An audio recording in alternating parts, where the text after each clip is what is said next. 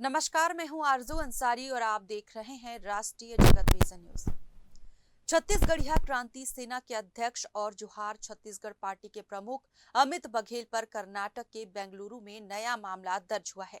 Defence colony Indira Nagar निवासी Ramakrishna P ने शिकायत करते हुए आरोप लगाया कि अमित बघेल ने उनकी जाति और उनके भगवान के खिलाफ अपशब्दों का उपयोग किया और उनका अपमान किया। शिकायतकर्ता ने पुलिस से सख्त कार्रवाई की मांग की है। बेंगलुरु में केस दर्ज होने के बाद अमित बघेल के खिलाफ कुल मामलों की संख्या 12 हो गई है। रायपुर पुलिस उनकी गिरफ्तारी के लिए लगातार प्रयास कर रही है और उन्हें फरार बताते हुए 5,000 रुपए का इनाम घोषित किया गया है।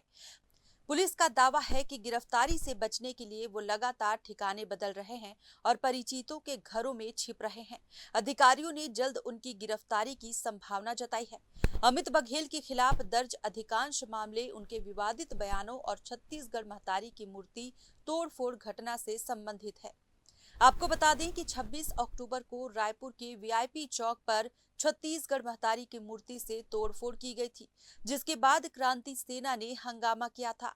पुलिस जांच में आरोपी मनोज सतनामी, जो मानसिक रूप से बीमार बताया गया, उसको गिरफ्तार किया गया और उसने नशे की हालत में मूर्ति तोड़ने की बात कबूल की है।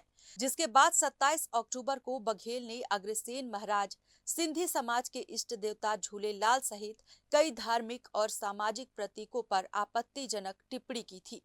मन के मूर्ति में अपमान का वर्णन नहीं करते। कौन है अग्रसेन? कौन है? चौराहा है, लबरा है, का जानबे? और वो सिंधी, पाकिस्तानी सिंधी, ओकर मन के का है? वो मछली वाला भगवान हमर दाई के गर्दन ला कतर के अपमान करे। उनके इस बयानों के बाद अग्रवाल और सिंधी समाज ने प्रदेश व देश भर में विरोध प्रदर्शन किए और अलग अलग थानों में एफआईआर दर्ज कराई। अमित बघेल की विवादित टिप्पणी को लेकर सिंधी और अग्रवाल समाज के प्रतिनिधियों ने भी नाराजगी जताई है। रायपुर, रायगढ़, सरगुजा समेत कई स्थानों पर समाज के लोगों ने विरोध दर्ज कराया और पुलिस से कठोर कार्रवाई की मांग की।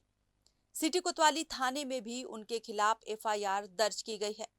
छत्तीसगढ़ के अलावा बेंगलुरु, दुर्ग, धमतरी, इंदौर, ग्वालियर, नोएडा, महाराष्ट्र और प्रयागराज में भी उनके खिलाफ मामले दर्ज हुए हैं।